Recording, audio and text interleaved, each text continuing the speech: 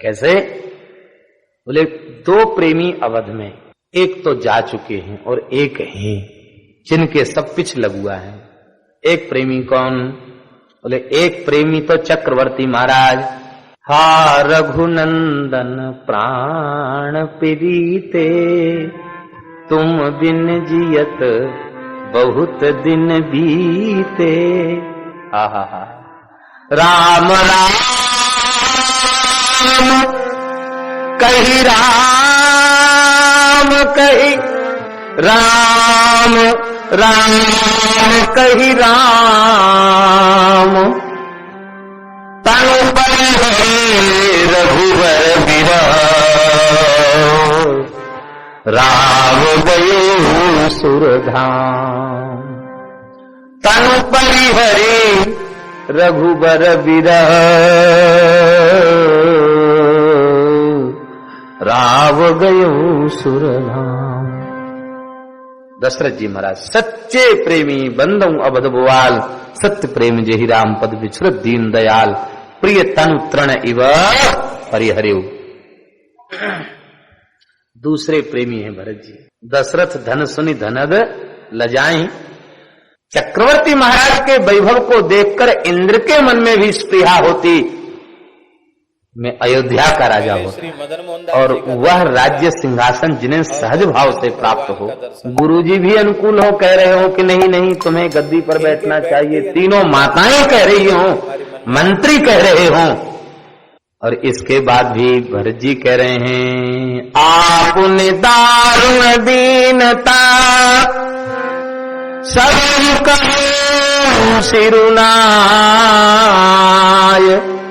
देखे बिन रघुनाथ पद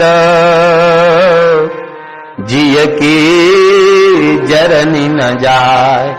श्री रघुनाथ जी के चरण कमलों का दर्शन किए बिना हृदय की जलन शांत नहीं होगी। तो एक प्रेमी भरत जी सब कुछ त्याग कर जा रहे हैं, और ये अयोध्या निवासी तो वो तोता बोला कि सब पीछे लगुआ है। इसका मतलब ये नहीं कि वो प्रेमी नहीं है, प्रेमी का अनुगमन करने वाले भी प्रेमी होते हैं, पर आचार्य कोटि के प्रेमी भरत जी हैं, जिनके पीछे समाज चल रहा है। आचार्य कोटि के प्रेमी श्री भरत जी महाराज। राम जी के प्रेम की चरम सीमा को मनु महाराज ने दशरथ जी के रूप में प्रकट होकर के छू लिया, लेकिन वहां तक पहुंचने के बाद समझ में आया सर्वेषां विष्णु आराधनं परं, तस्मात् परतरं देवी तदीयानां समर्चनम्। भगवान की उपासना, समस्त उपासनाओं में भगवान की उपासना श्रेष्ठ है, और भगवान की उपासना से भी भक्त की उपासना श्रेष्ठ है। भक्तमाल का सिद्धांत यही है। भक्तमाल का सिद्धांत यही है, श्री गुरु अग्रदेव आज्ञा दई, हरि भक्तन को यश गाय, भवसागर से तरन को नाहिन आन उपाव। पहले 4 तत्व कहे, भक्त भक्ति भगवंत गुरु चतुर नाम बपू एक। हमारे महाराज जी कहते थे कि भाई उपास्य तो एक होगा, 4 कैसे? बोले कम करो। बोले 4 को 2 कर दिया। सब संतन मिले निर्णय कियो, मथ श्रुति पुराण इतिहास, भजवे को 2 ही सुगर कह हरि दास। तो भक्ति का और गुरु का दोनों में अंतर्भाव कर लिया, तो 4 के 2 रह गए। अरे बोले भाई 2 की उपासना भी कठिन है, 1 की बताओ। तो बोले आगे के दोहे में नाभाजी कहते, श्री गुरु अग्रदेव आज्ञा दई, हरि भक्तन को यश गाय। केवल भक्तों का यश गाओ, भक्तों की उपासना करो, भव सागर से तरन को नाहिन आन। एक तत्व की उपासना, भक्त तत्व। भक्त तत्व में 4 तत्व आ गए। भक्ति का स्वरूप ही भक्त होता है, और भगवान भी भक्त स्वरूप में है, और गुरु भी भक्त स्वरूप में, और भक्त तो भक्त स्वरूप में है ही है। भगवान भी भक्त हैं, भक्त से अलग भगवान नहीं है। भक्त कहते किसको हैं? जिसके हृदय में भक्ति हो उसको भक्त कहते हैं। तो अपने आश्रितों के प्रति, प्रपन्नों के प्रति भक्ति भगवान की है। हम एक अकेले भगवान से भक्ति का यथावत निर्वाह नहीं कर पाते और भगवान अपने अनंत रसों के उपासक भक्तों के साथ अकेले ही सबके साथ प्रीति का यथावत निर्वाह कर लेते हैं। तो बड़ा भक्त कौन हुआ? भगवान बड़े भक्त हुए। जो बेटा मानता उसके पूरे बेटा हैं। एक चतुर्वेदी थे ब्राह्मण, उत्तर प्रदेश की ही बात है। एक कस्बा जैसा है तालबेट, तालबेट के रहने वाले चतुर्वेदी एक ब्राह्मण थे। उनके नाम का संकेत पंडित श्री गंगादत्त जी ने किया है। उनके कोई संतान नहीं थी। कुंज बिहारी ठाकुर जी थे, उनकी सेवा पूजा करते थे। संपत्ति खूब थी उनके पास। तो परिवार के लोग इस ताक में थे कि किसी को गोद ले लें तो ये सारी संपत्ति हमको मिल जाएगी। उनसे लोगों ने गोद लेने का प्रस्ताव किया, किसी को गोद ले लो परिवार में से। उन्होंने कहा गोद तो बोले जिसका वंश, जिसका बेटा ना हो, हमारा तो बेटा है। कौन बेटा है? तो ठाकुर कुंज बिहारी लाल को कहते थे वे कुंजो बेटा, कुंजो बेटा है हमारा। कुंज बिहारी को कहते कुंजो बेटा। ठाकुर जी के स्वरूप थे ना, उनको पुत्र मानते थे। बोले हमारे बेटा है, जब बेटा है तो हम गोद किसी को क्यों ले, ये तो हमारे बेटा ही है। अरे कहा ये तो तुम्हारा भाव है कि ये बेटा है, ये बेटा थोड़े ही है। अरे बोले बेटा है, बेटा है, बेटा है, हमारे बेटा है। माने नहीं किसी की बात को। तो परिवार वाले बिगड़ गए। बोले मरोगे तो कपाल क्रिया कौन करेगा, दाग कौन देगा? तुम मरोगे तो तुमको कौन जलाएगा? हम मरेंगे तो हमारी तो लड़के बच्चे हैं, वो हमको दाग देंगे। ऐसे हम मरेंगे तो हमारा कुंजो बेटा हमको दाग देगा। कहा सुनी हो गई। कुछ काल बाद उनका शरीर शांत हो गया।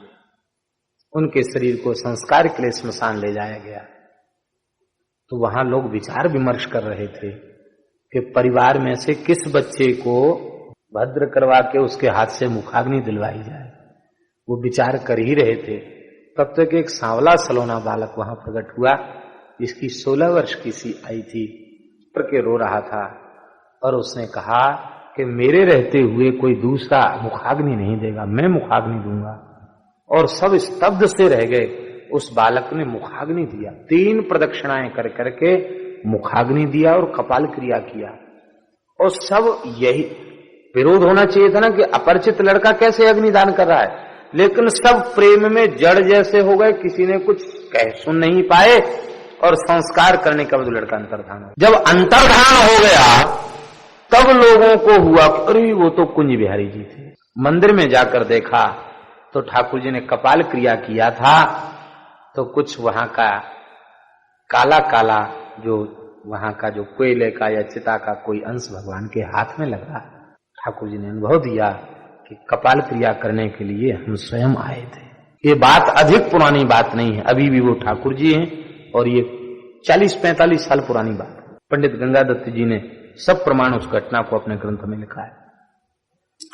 तो कहने का तात्पर्य ये है कि जो पति माने उसके पूरे पति, जो पुत्र माने उसके पूरे पुत्र, जो मित्र माने उसके पूरे मित्र, जो इस भाव से भजे उसके भाव का सांगोपांग निर्वाह करने वाले श्री ठाकुर जी हैं। हम लोग निर्वाह करना कहाँ जानते हैं? निर्वाह करना जीव को नहीं आता, निर्वाह करना तो श्री ठाकुर जी को ही आता है। नीति प्रीति परमारथ स्वार्थ को राम समझाना यथार्थ। भगवान को छोड़कर के यथार्थ रूप में कोई नहीं जानता। जानत प्रीति रीति रघुराई, प्रेम की रीति जानते हैं तो सबसे बड़े भक्त भगवान। इसी बात को ग्रंथ के अंत में भी नाभाजी कहते हैं, कवि जन करत विचार। बहुत ध्यान से सुनेंगे। कवि जन करत विचार बड़ो कोताही बनिजे, को कहा अवनी बड़ी जगत आधार फनिजय। सोधारी सिर शेष शिव भूषण कीनो, शिव आसन कैलास भुजा भरी रावण लीनो। रावण जीत्यो बार राघो इक सायक दंडे। अगर कहे त्रैलोक में जय हरि उर धरे ते बड़े। सब महात्मा एक जगह बैठकर विचार कर रहे थे। सबसे बड़ा कौन? एक महात्मा उठ के खड़े हुए। वो नैयायिक थे, ले हम तो प्रत्यक्ष को प्रमाण मानते हैं। धरती सबसे बड़ी है, सबका आधार है, धरती बड़ी है। हाँ, आपकी बात बिल्कुल ठीक है, धरती सबसे बड़ी है, सबका आधार है, सबकी आधारभूता है। आप साहब बैठिए। दूसरे महात्मा उठ के खड़े हुए। ये धरती बड़ी तो है, पर वह धरती, इतनी विशाल धरती, शेष भगवान के 1000 मस्तकों में से एक मस्तक के ऊपर सिद्धार्थ इव संलक्ष्यते, भागवत के 5वें स्कंद में लिखा है, पीली सरसों के दाने के समान रखा दिखाई पड़ता भगवान के मस्तक पर। तो इतनी बड़ी पृथ्वी, जिनके 1000 फणों में से एक फण के ऊपर पीले सरसों के दाने के समान विराजमान हो, वे भगवान सबसे बड़े, शेष जी बड़े। तीसरे महात्मा उठ के खड़े हुए बोले, शेष जी तो बड़े हैं, हम कोई खंडन नहीं कर रहे हैं आपकी बात का, और एक बात है महाराज, वो शेष जी को शंकर जी ने अपने गले का आभूषण बना लिया। नागेन्द्रहाराय त्रिलोचनाय भस्मांग रागाय महेश्वराय नित्याय शुद्धाय दिगंबराय तस्माराय नमः शिवाय। नागेंद्र हार, शेष जी को हार क्यों बना लिया? इसका भी बड़ा रहस्य है। हमारे महाराज जी कहते देखो 3 साधन हैं वैष्णवों के मुख्य, श्रोतव्य, कीर्तितव्यश्च स्मर्तव्यश्च चेताभयम्। श्रवण, कीर्तन और स्मरण, ये 3 साधन है वैष्णवों के। 3 साधनों में प्रधान कीर्तन है, क्योंकि एतन निर्विद्यमानानाम इच्छताम अकुतो भयम योगिनाम नृपनिर्णीतम हरेर नामानुकीर्तनम। भगवान नाम संकीर्तन जीव के कल्याण का सर्वोत्कृष्ट साधन है। तीनों में श्रेष्ठ कीर्तन है। अपना कल्याण तो होता ही है, और जहां तक भगवान नाम की ध्वनि प्रकट होती है, वहां तक के चराचर के जीव भगवान नाम का महा महिमामय दान प्राप्त करके कृतार्थ हो जाते हैं। इसलिए कीर्तन बहुत श्रेष्ठ है। श्री ने विचार किया, जब कीर्तन ही श्रेष्ठ है तो कीर्तन करना चाहिए। कैसे करें कीर्तन? कीर्तन में नाम, रूप, गुण, लीला सबका कीर्तन आ जाता। ये कथा भी कीर्तन ही है, क्योंकि गुण कीर्तन है, चरित्र कीर्तन है। कीर्तन का बहुत लाभ है। ये कीर्तन भक्ति है। और कीर्तन अकेले नहीं होता है, 2 हों कम से कम कीर्तन में तो आनंद आता है। और एक जैसी चित्तवृत्ति वाले हों तो आनंद आएगा, अलग अलग विचार के हों तो आनंद नहीं आएगा कीर्तन में। एक जैसे प्रेमी हो और कीर्तन करें तो आनंद आएगा। शंकर जी ने देखा भाई हम भी नाम प्रेमी, तो खोजो नाम प्रेमी कौन है, तो शेष जी बड़े नाम प्रेमी हैं। इतने बड़े नाम प्रेमी हैं शेष जी कि अपने 1000 मुखों से 2000 जिह्वाओं से निरंतर नाम जप करते रहते हैं। और 1000 नाम तो शेष भगवान रोज नए लेते हैं। शेष समय पुराने नामों का जप करते रहते हैं, बाकी 1000 नाम रोज जो नई नई लीलाएं भक्तों के साथ होती ना, उन लीलाओं के अनुसार भगवान का नाम लेते हैं। माने एक शास्त्र लीलाओं का नित्य चिंतन करते हैं और उन लीलाओं के अनुरूप भगवान के नाम का उच्चारण करते हैं।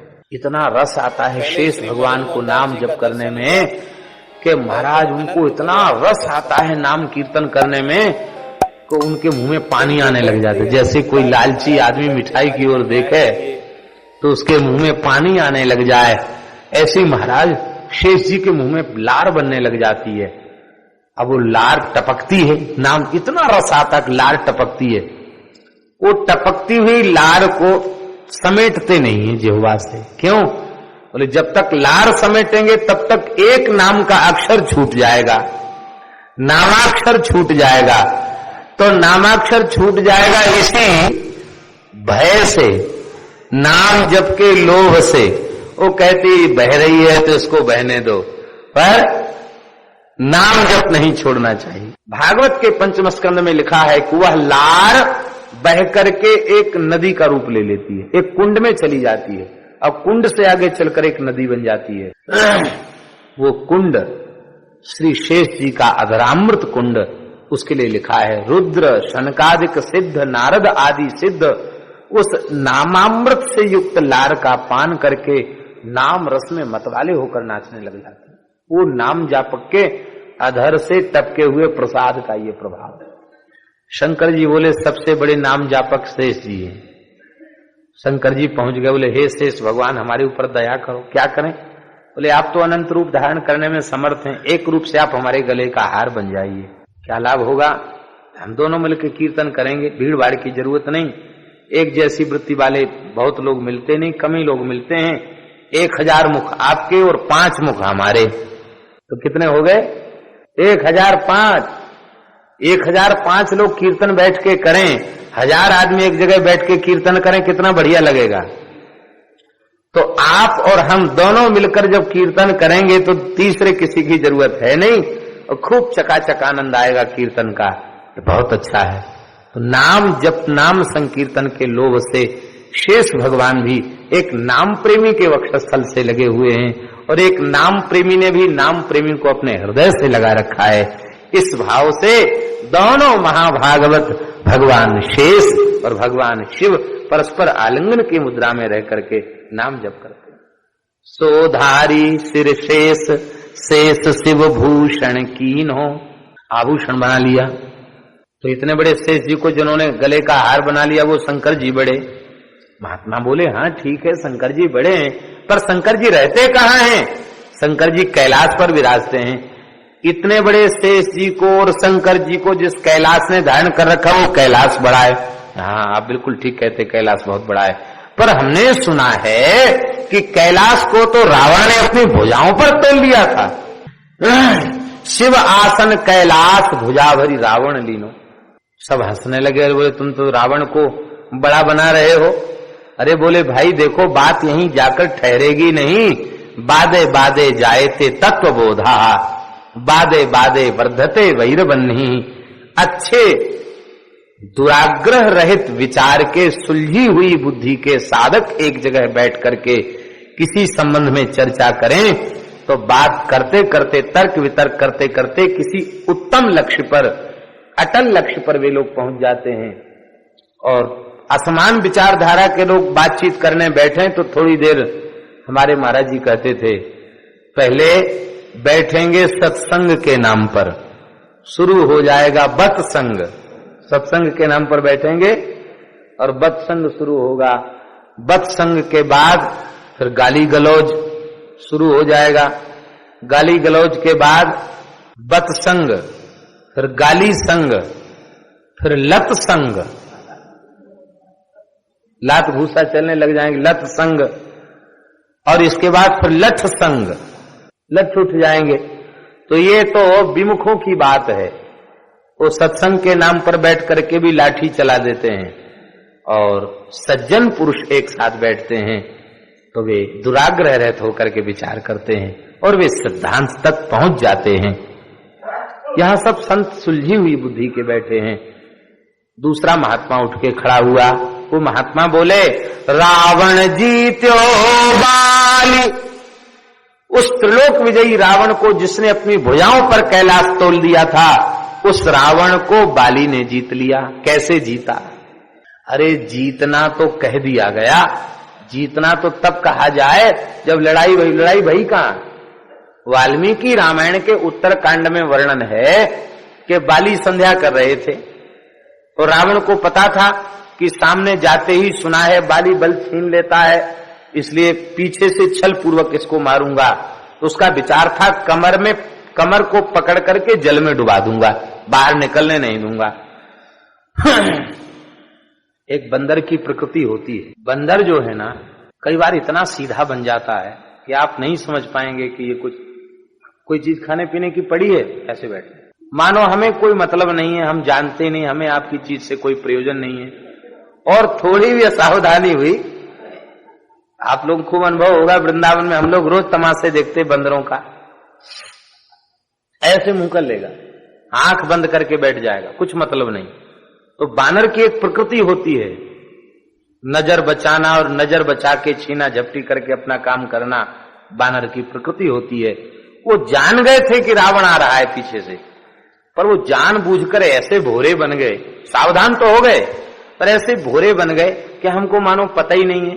रावण ने आकर जैसे ही कमर में खोंचा डाला, हाथ डाला, झपट कर बाएं हाथ से उसकी गर्दन ऐसे कर लिया, जोर से, इतने जोर से दबाया कि वो तो महाराज उसके हाथ पैर ढीले पड़ गए, छूट गए हाथ पैर, जैसे कोई जंतु किलबिलावे ऐसे किलबिलाने लग गया।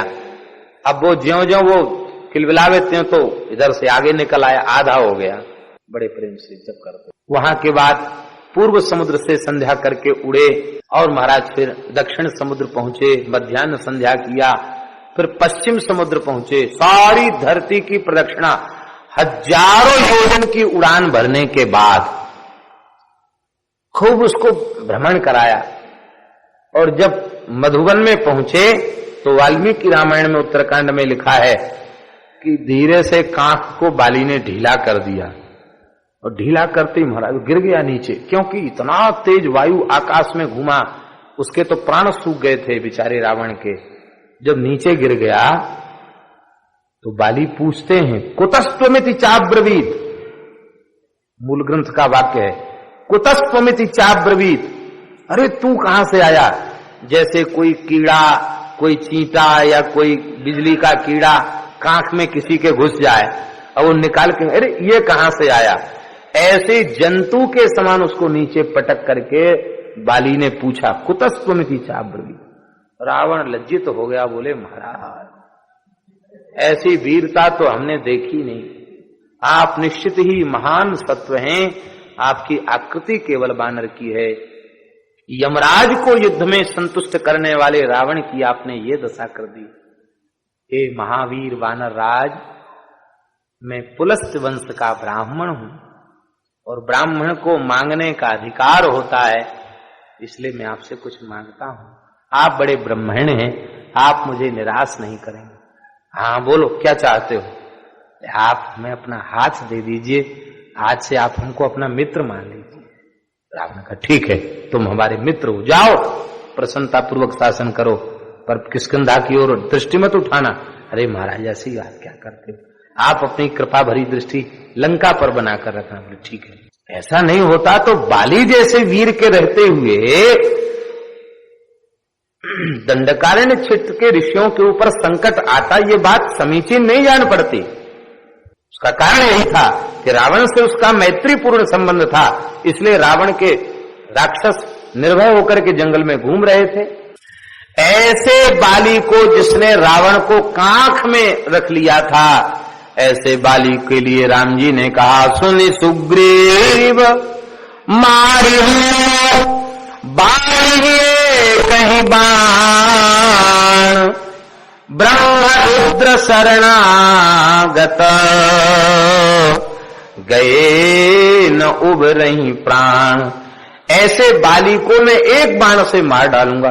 और राम जी ने एक बाण से दूसरा बाण उठाया नहीं, एक बाण से ही बाली का वध कर दिया। तो रावण जीत्यो बाली, बाली राघव एक सायक दंडे, एक बाण से बाली को मार दिया।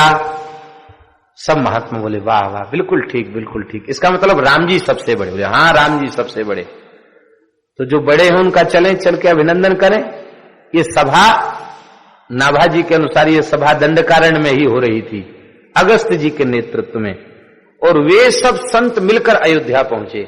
राम जी से बोले, राम जी तो बड़े प्रसन्न हुए, सब संतों के चरणों में प्रणाम किया, सबको अर्घ पाद्य आचमन से गंधाक्षत पुष्प से पूजित करके सबको सुंदर आसनों पर बिठाया। बोले आज तो हमारा गृहस्थाश्रम धन्य हो गया, हमारी कुटिया पवित्र हो गई, आप सब संतों की ब्राह्मणों की चरणरज हमें प्राप्त भई है, आप सब कैसे पधारे? वो महात्मा बोले हम आपका अभिनंदन करने आए हैं। कैसे, किस बात का अभिनंदन? बोले हम लोग सभा कर रहे थे, उस सभा में सर्वसम्मति से निर्णय हुआ है राम जी सबसे बड़े, तो बड़े हैं तो बड़े का अभिनंदन पूजन वंदन करना चाहिए। हम लोग सब पूजन वंदन करने आए। पूरी कथा सुनाई राम जी को। राम जी सुनकर हंसने लगे। राम जी बोले, महाराज हम तो आपके दास हैं, आप संतों की वाणी को अनुचित बतावें या उसका हम खंडन करें, ऐसी सामर्थ्य हमारी नहीं। आप सब संत हैं, आपने अपने निर्मल अंतःकरण से, निर्मल बुद्धि से जो कुछ सिद्धांत प्रतिपादित किया है वह ठीक ही है, लेकिन हमारी एक प्रार्थना है, आप हमारी बात सुनेंगे? हाँ महाराज, कहो कहो, क्या बात है? बोले, आप लोग यह बताइए, स्वतंत्र बड़ा होता है कि परतंत्र? महात्मा बोले, आप सर्वतंत्र स्वतंत्र परमात्मा है, इसलिए तो बड़े हैं। कह नहीं नहीं, सो तो हम स्वीकार करते हैं, वेद शास्त्र हमें सर्वतंत्र स्वतंत्र कहते हैं, हम बड़े हैं, लेकिन इतने सर्वतंत्र स्वतंत्र परमात्मा को आप भक्तों ने, संतों ने अपनी भक्ति से परतंत्र बना रखा है, अपने अधीन कर रखा है, इसलिए आप लोग बड़े हैं। अहं भक्त पराधीनो यस्वतंत्र इव द्विजो साधुर्ग्रस्त हृदयो भक्तैर भक्त जनप्रियः साधूनां हृदयं मह्यं साधूनां हृदयं त्वहं मदन्यत्ते न जानन्ति नाहं तेभ्यो मनागपि वशीकुर्वन्ति मां भक्त्या सत स्त्रिया सत्पतिम यथा। जैसे पतिव्रता नारी अपने प्रेम से, अपने समर्पण से पति को बंधन में डाल लेती, वो कोई लोहे की जंजीर से थोड़ी बांधती है, अपने स्नेह और प्रेम के बंधन में पति को बांध लेती है, ऐसे ही ये संत तो सदाचारिणी सती साध्वी पतिव्रता नारी के समान है, और हम इनके एकमात्र पति के समान है, ये हमको अपने प्रेम से अधीन करके रखते हैं। इसलिए आप सब संतों ने अपनी भक्ति के परतंत्र हमें बना रखा है, इसलिए आप बड़े हैं।